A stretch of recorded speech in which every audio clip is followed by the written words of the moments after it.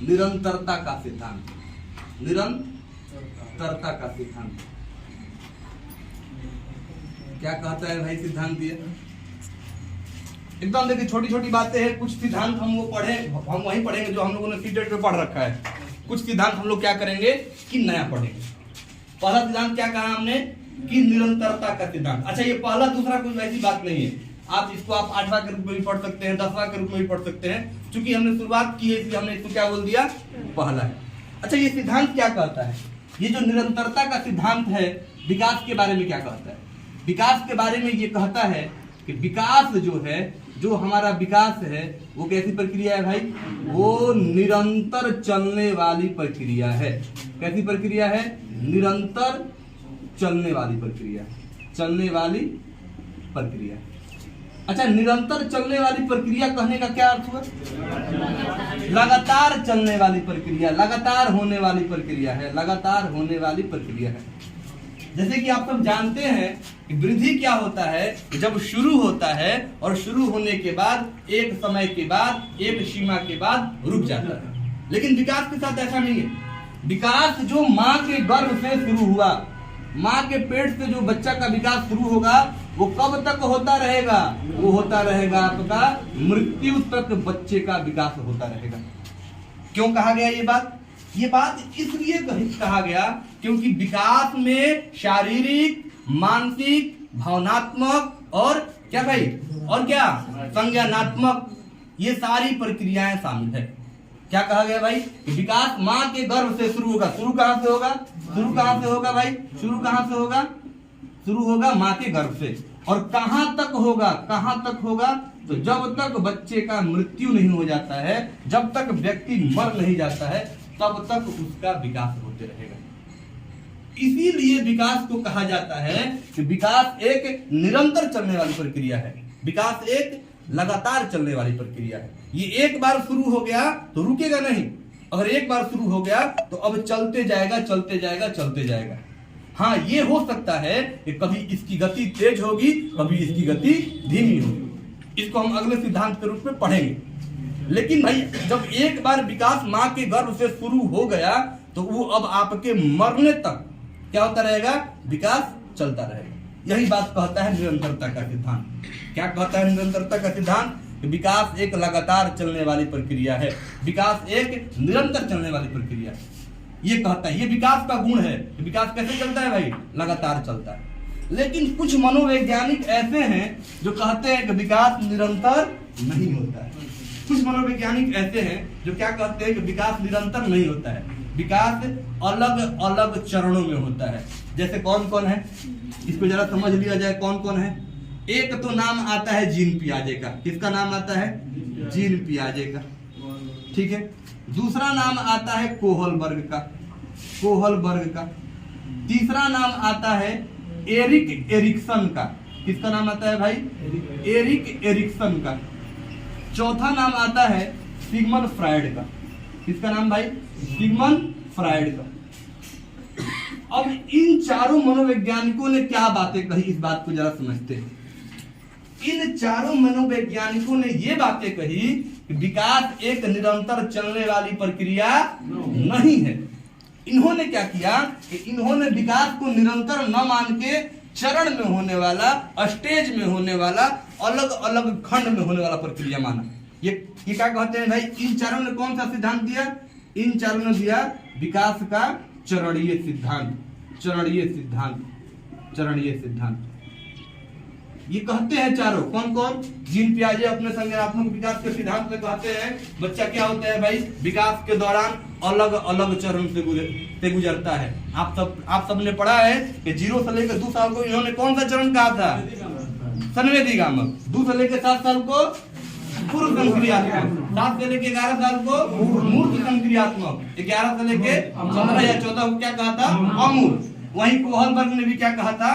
पूर्व परंपरागत, परंपरागत, उत्तर परंपरागत। कहने का बात यह है कि ये जो चारों मनोवैज्ञानिक हैं, ये चारों मनोवैज्ञानिक क्या कहते हैं? ये चारों मनोवैज्ञानिक अपने विकास के चरणीय सिद्धांत में कहते हैं कि विकास की जो प्रक्रिया है, विकास की प्रक्रिया लगातार न होकर, लगातार न होकर कैसे होता है भाई, अलग अलग अलग अलग चरणों में या खंडों में होता है। अलग अलग पार्ट में होगा, अलग अलग पार्ट में होगा, अलग अलग खंड में होगा। अब सवाल भाई कैसे पूछा जाएगा, आप इस बात को समझिए। अगर सवाल पूछा है कि विकास कैसी प्रक्रिया है, आप कहेंगे निरंतर चलने वाली प्रक्रिया, लगातार होने वाली प्रक्रिया, ठीक है। लेकिन जब इनका नाम दे देगा कि जीन पियाजे के अनुसार विकास कैसी प्रक्रिया है, भाई चरणबद्ध प्रक्रिया है, लगातार नहीं होता है। कोहलबर्ग के अनुसार कैसी प्रक्रिया है, कोहलबर्ग के अनुसार कैसी प्रक्रिया है भाई, चरण में होने वाला प्रक्रिया है। एरिक्सन के अनुसार कैसी प्रक्रिया है, लगातार होता है कि चरण में। सिग्मंड फ्राइड के अनुसार कैसी प्रक्रिया है, चरण में। या इनका नाम नहीं देके आपसे ये भी पूछ सकता है कि विकास के चरणीय सिद्धांत के अनुसार विकास कैसी प्रक्रिया है, लगातार होने वाली, निरंतर होने वाली, कि अलग अलग खंड अलग अलग चरण में होने वाली, अलग अलग खंड या अलग अलग चरण में होने वाली। ये है आपका पहले सिद्धांत से संबंधित पॉइंट। आपने सीटेट में यहाँ तक पढ़ा होगा, ठीक है। अब आपके एग्जाम के पॉइंट ऑफ व्यू से ये सारी बातें इंपॉर्टेंट है, ठीक है। इसको नोट डाउन करिए। अगला सिद्धांत हम लोगों ने कौन सा पढ़ा, निरंतर विकास का सिद्धांत। विकास कैसी प्रक्रिया है भाई, लगातार होने वाली प्रक्रिया है, निरंतर होने वाली प्रक्रिया है। इसके बाद हम लोग कौन सा सिद्धांत पढ़ेंगे, वैयक्तिक भिन्नता का सिद्धांत, थ्योरी ऑफ इंडिविजुअल डिफरेंस। क्या कहता है ये सिद्धांत, ये सिद्धांत कहता है कि भाई अलग अलग बच्चों में, अलग अलग बच्चों में अलग अलग प्रकार से विकास होता है, से क्या होता है, विकास होता है। अब इस बात का क्या अर्थ है जरा समझा जाए। देखिए व्यक्तिक भिन्नता का सिद्धांत क्या कहता है, ये बात कहता है कि अलग अलग बच्चों में विकास का प्रकार, विकास का टाइप अलग अलग होगा। जैसा कि आप लोग अपने आसपास भी देख पाते होंगे कि कुछ बच्चे ऐसे होते हैं जो 2 साल की उम्र में ही क्या करते हैं भाई, चलना शुरू कर देते हैं। कुछ बच्चे ऐसे होते हैं जो 4 साल की उम्र में जाके चलना शुरू करते हैं। तो ये हो गया अलग अलग। एक बच्चा के लिए क्या भाई, विकास की गति अलग हो गई, दूसरे बच्चा के लिए विकास का प्रकार अलग हो गया। कुछ बच्चे होते हैं जो लेट से बोलना शुरू करते हैं, कुछ बच्चे ऐसे होते हैं जो क्या करते हैं भाई, जल्दी ही बोलना शुरू कर देते हैं। तो ये क्या कहा गया कि अलग अलग बच्चों में विकास की गति, विकास का प्रकार क्या होता है भाई, अलग अलग होता है। यही कहता है क्या, यही कहता है व्यक्तिक भिन्नता का सिद्धांत। जैसे क्या करेंगे आप, जैसे यहाँ पे लिख लेंगे कि जैसे कुछ बच्चों के द्वारा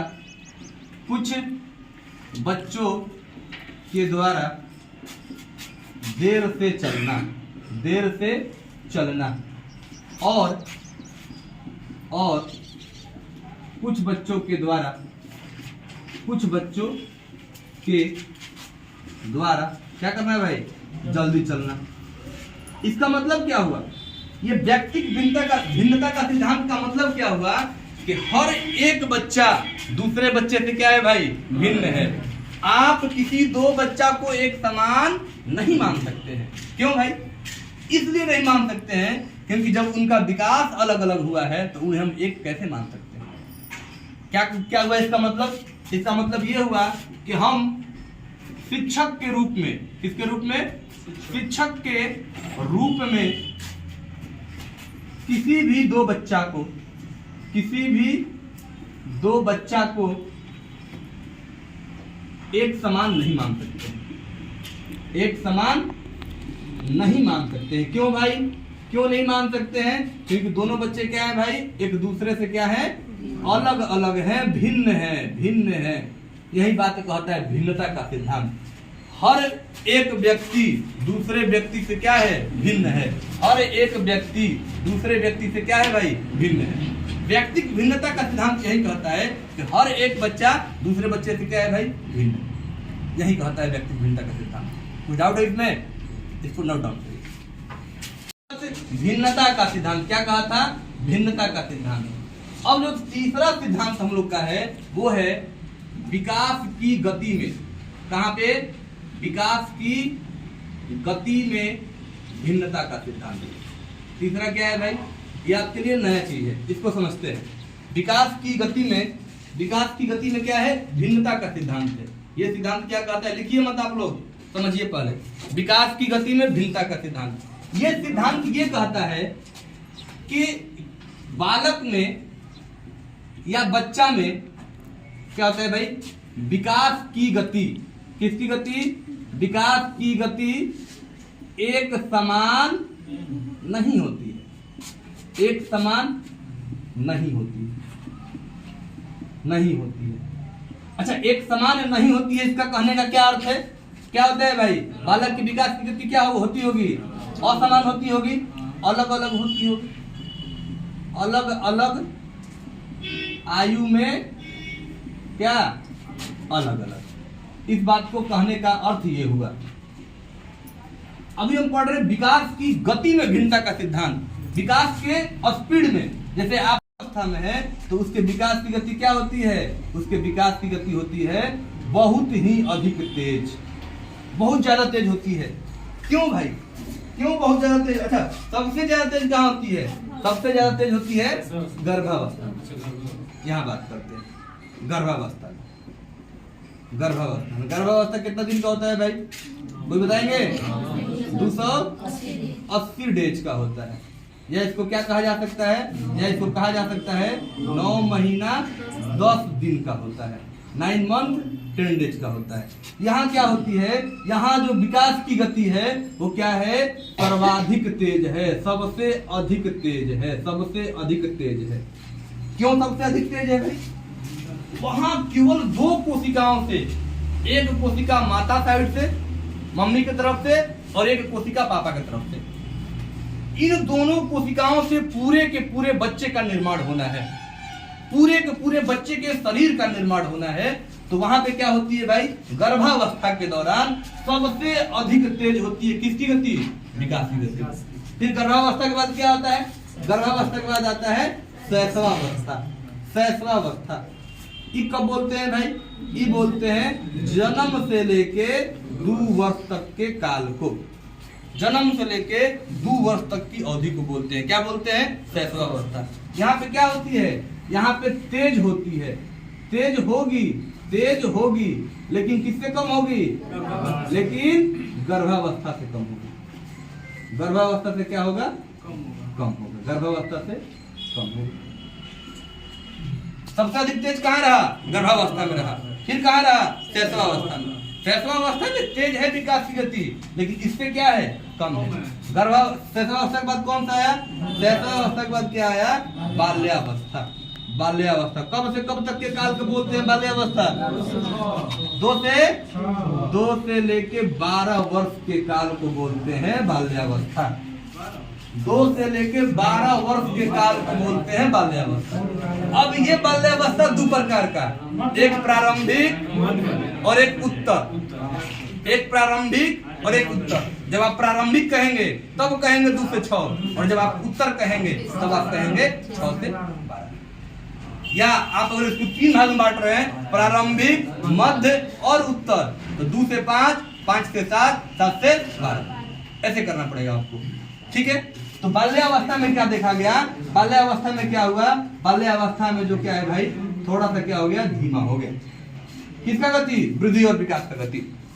गर्भावस्था में सबसे तेज, शैशवावस्था में क्या होगा भाई, तेज होगा, लेकिन क्या होगा, गर्भावस्था से कम होगा। वही बाल्यावस्था में क्या कहा गया कि धीमा हो गया। वहीं जब किशोरावस्था की बात हम करेंगे, किशोरावस्था कब से कब तक, 12 से 18, कब से कब तक किशोरावस्था बोलिए, 12 साल से लेके 18 साल तक के काल को क्या कहते हैं, किशोरावस्था कहते हैं।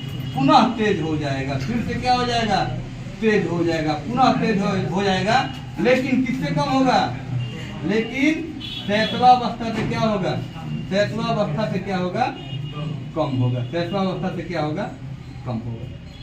इस बात को जरा समझते हैं भाई। आप जैसे मान लीजिए किसी बच्चा से मिले, आज वो बच्चा 11 साल का था, 12 साल का था, या 13 साल का था, या 14 साल का था मान लीजिए, और 14 साल के बाद वो बच्चा से आप मिल रहे हैं, उस बच्चा का जब उम्र हो जाता है 18 साल, 4 साल बाद आप उस बच्चा से मिल रहे हैं, आप क्या कहते हैं, अरे भाई तारा के 4 साल पहले देखो एकदम तू बचना रहा, अभी देखो एकदम तरकुल हो गई बड़ा। क्यों कहा गया ये बात, इसलिए कहा गया क्योंकि उसके हाइट में अचानक बहुत ही अधिक वृद्धि आ गया, परिवर्तन आ गया। यानी किशोरावस्था में क्या होता है, किशोरावस्था में पुनः से क्या हो जाएगा, पुनः तेज हो जाएगा। वहीं जब हम क्या करेंगे, वहीं जब हम प्रौढ़ावस्था की बात करेंगे, किसकी बात करेंगे, प्रौढ़ावस्था की बात करेंगे। आमतौर पे प्रौढ़ावस्था को कहा जाता है 20 से लेकर 60 साल, 20 से लेकर 60 साल। यहाँ क्या होगा, यहाँ क्या होगा भाई, बहुत ही धीमा होगा, ये एक तरह से आप कह लीजिए धीमा होगा, मंद होगा। क्या होगा भाई, मंद होगा। ठीक है, फिर किसकी बात किया गया, फिर किसकी बात किया गया, वृद्धावस्था का बात किया गया। वृद्धावस्था कब भाई, 60 से लेके मृत्यु तक, 60 से लेके मृत्यु तक। यहाँ क्या होगा, यहाँ बहुत ही धीमा होगा। क्या होगा, बहुत ही धीमा होगा, बहुत ही धीमा होगा, एकदम स्लो स्लो, लेकिन विकास हो रहा है, लेकिन क्या होगा, बहुत ही धीमा होगा। अच्छा, ये अलग अलग उम्र में विकास की गति एक समान है या अलग अलग है, अलग अलग है। यही कहता है विकास की गति में भिन्नता का सिद्धांत। विकास की गति में भिन्नता का सिद्धांत क्या कहता है, बालक में विकास की गति, बालक में डेवलपमेंट का रेट, डेवलपमेंट का स्पीड क्या होता है भाई, एक समान नहीं होता है। क्या है भाई, अलग अलग आयु में क्या होता है, अलग अलग। ये वाला थ्योरी कंप्लीट समझ में आया, ये इसमें डाउट है। आप क्या करेंगे, इस सब गर्भावस्था का काल कितना होता है, शैशवावस्था का काल कितना होता है, सब कुछ याद करेंगे।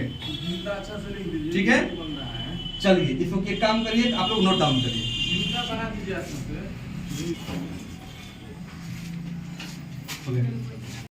पढ़ा विकास कैसी प्रक्रिया है भाई, निरंतर चलने वाली प्रक्रिया है। दूसरा में क्या पढ़ा हमने, अलग अलग बच्चों का विकास क्या होता है, अलग अलग होता है। तीसरा में क्या पढ़ा हमने, एक ही बच्चे में विकास की गति अलग अलग आयु में, अलग अलग काल में क्या होती है, अलग अलग होती है। अब अगला क्या है, अगला ये है कि विकास के निश्चित अनुक्रम या निश्चित पैटर्न का सिद्धांत। ये जो शब्द निश्चित है, इसके लिए भी है, इसके लिए भी है। आप कैसे पढ़ेंगे इसको, या तो आप इसको निश्चित अनुक्रम कहेंगे, या तो आप इसको निश्चित पैटर्न कहेंगे। यह सिद्धांत क्या कहता है, यह सिद्धांत ये कहता है कि विकास का जो क्रम होता है, विकास का जो क्रम है वो क्या है, वो क्या है, निश्चित है। वो क्या है, निश्चित है। यानी क्या है भाई, यानी फिक्स है, एकदम तय है। फिक्स कहने का मतलब, निश्चित कहने का मतलब क्या हो गया, तय है। क्या तय है, क्या फिक्स है, क्या निश्चित है। तो ये निश्चित है कि दुनिया में कहीं भी अगर बच्चे का विकास हो रहा है तो एक पैटर्न को फॉलो करता है, एक क्रम को, एक क्रम का क्या करेगा, एक क्रम का, एक निश्चित क्रम का, निश्चित क्रम का क्या करेगा भाई, निश्चित क्रम का अनुसरण करता है। अनुसरण का मतलब क्या हुआ, फॉलो करता है, फॉलो करता है, अनुसरण करता है। इस बात को जरा समझते हैं, कैसे इस बात को समझा जा सकता है। जैसे कि आप देखते होंगे कि बच्चे जब छोटे हैं, जब बच्चे छोटे हैं तो सबसे पहले वो क्या सीखते हैं, सबसे पहले वो सीखते हैं करवट बदलना। क्या सीखते हैं भाई, करवट बदलना। ठीक है, जब बच्चे करवट बदलना सीख जाएंगे तब क्या करते हैं कि रेंगना सीखते हैं, रेंगना सीखते हैं। फिर क्या सीखते हैं, बैठना सीखते हैं, बैठना सीखते हैं। फिर क्या सीखते हैं भाई, तो फिर क्या करते हैं भाई, घुटनों के बल चलना सीखते हैं, घुटनों के बल चलना सीखते हैं, चलना सीखते हैं। जिसको आप लोग क्या बोलते हैं, लड़का बकैया बन के चल रहा है या माऊ बन के चल रहा है। फिर क्या कहा गया भाई, घुटनों के बल चलने के बाद क्या होगा, बच्चा बच्चा सीखेगा खड़ा होना, खड़ा होना सीखेगा। फिर क्या करेगा भाई, पैरों के बल चलना सीखेगा। और फिर क्या करेगा, दौड़ना सीखेगा, दौड़ना सीखेगा। एकदम क्रम फिक्स है। दुनिया में कहीं भी अगर बच्चे का डेवलपमेंट हो रहा है इसी प्रकार से होगा।